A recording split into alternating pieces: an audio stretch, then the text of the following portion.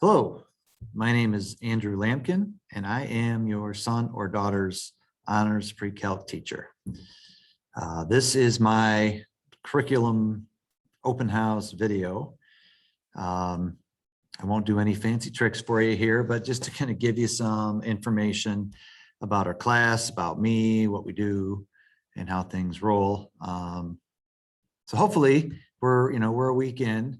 I hope your son or daughter are enjoying class so far. Right now, we are just sort of doing some algebra review work and trying to get their minds back into that mindset of doing math every day. I know the past year and a half anyway, has been very challenging. So I want to make sure that the kids are comfortable and we get back into some sort of routine.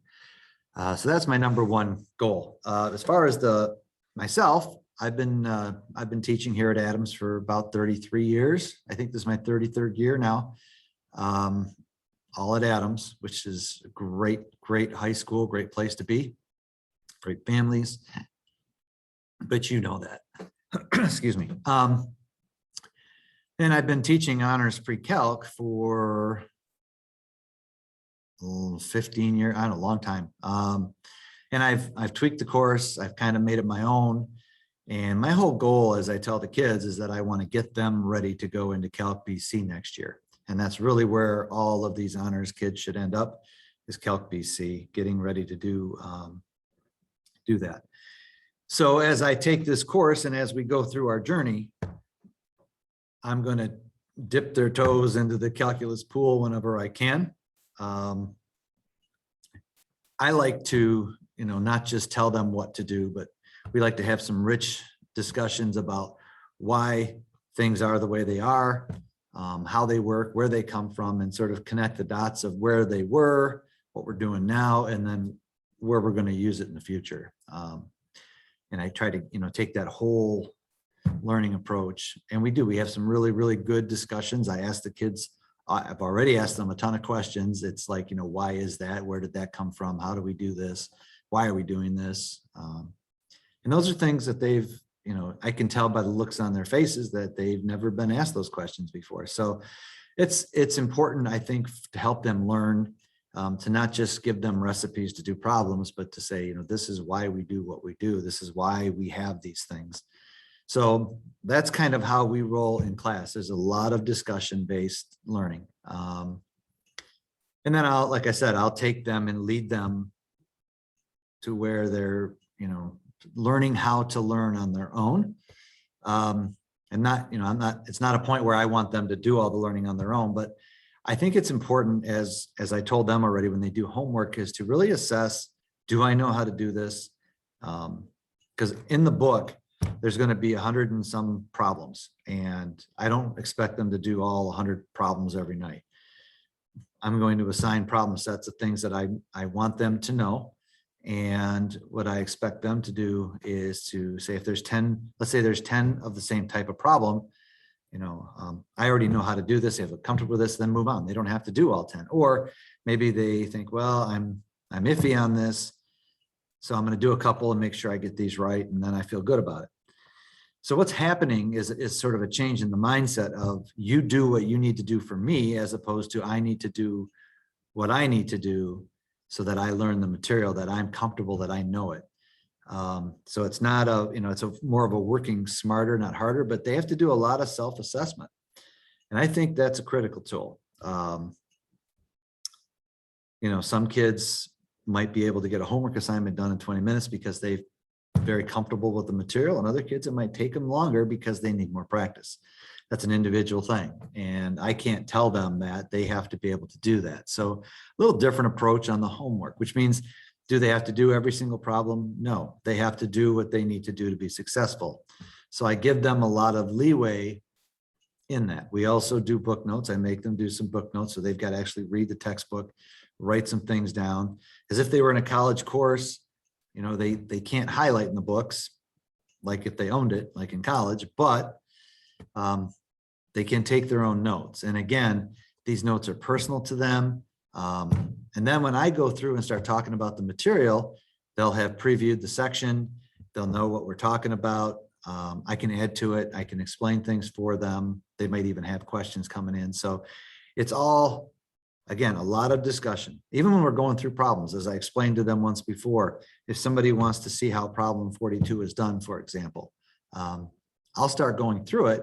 But if there's, 5 or 6 kids in the class that have already done it, I don't want them checking out, because there's multiple ways to do things. And they can add into the discussion about how they did it or how they saw it. And that would be fantastic. So we're all in it together to learn the material, and that's the goal. Just a real quick overview. In first semester, we'll do chapters 1 through 6, which is really just a review of everything they've done in Algebra 2, with me taking them a little deeper, connecting dots, all that good stuff. Second semester, we do a lot of different types of topics.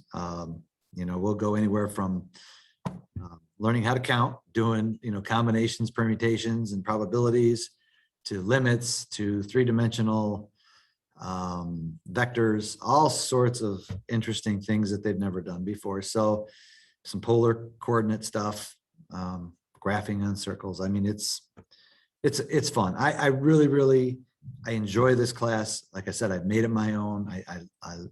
It's one of my favorite things to teach throughout my career. So it's we have a lot of fun, and every once in a while we'll throw in what I call grab bag quizzes, which are just like, if there's a day where we've got a messed up schedule for whatever reason, I might throw them a grab bag quiz, which basically they're going to work with a partner. They're going to get 3 questions where they got to pick one, and the 2 of them together do one problem. And it's those types of problems that you might see on a math competition, where it's not just a very straightforward problem. It's something that they have to put a lot of thought and process into. And so they collaborate. They first have to figure out which problem they want to work on, and then they work on that together, and then they have to present their solution to me. So it's an interesting thing. It's a lot of fun to watch the kids communicate and talk and all that good stuff. What else? Well, it's just I have Google Classroom going. They won't be submitting anything through Google Classroom, but I do post answer keys there. The course information you'll find there that has my email address. That information and my schedule's also posted on Synergy, so you can find that in the parent view in the class content section, so you can find it there as well. And I would ask that if you need to communicate with me, send me an email real quick, and I can get back to you very easily, corresponding that way. If you want to talk, I'm more than happy to do that as well. Start with the email and then say, I think we need a discussion. So you can give me a time and a phone number to reach you. My conference hour right now is third hour, which is like, I think 9:43 to 10:42. Is it scheduled right behind me? So that's first semester. Second semester, I'm doing second hours, my conference hours. So like I said, if you need to have a conversation on the phone, happy to do that. Just like I said, shoot me an email first. And if it's something we can take care of quickly with email, that's the easiest way for me to do things.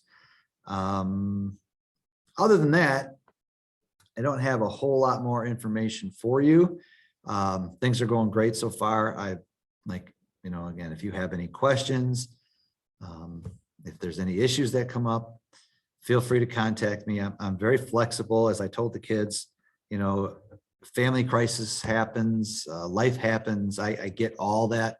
I don't want them stressing. I don't want them up late at night doing, 18 hours of homework.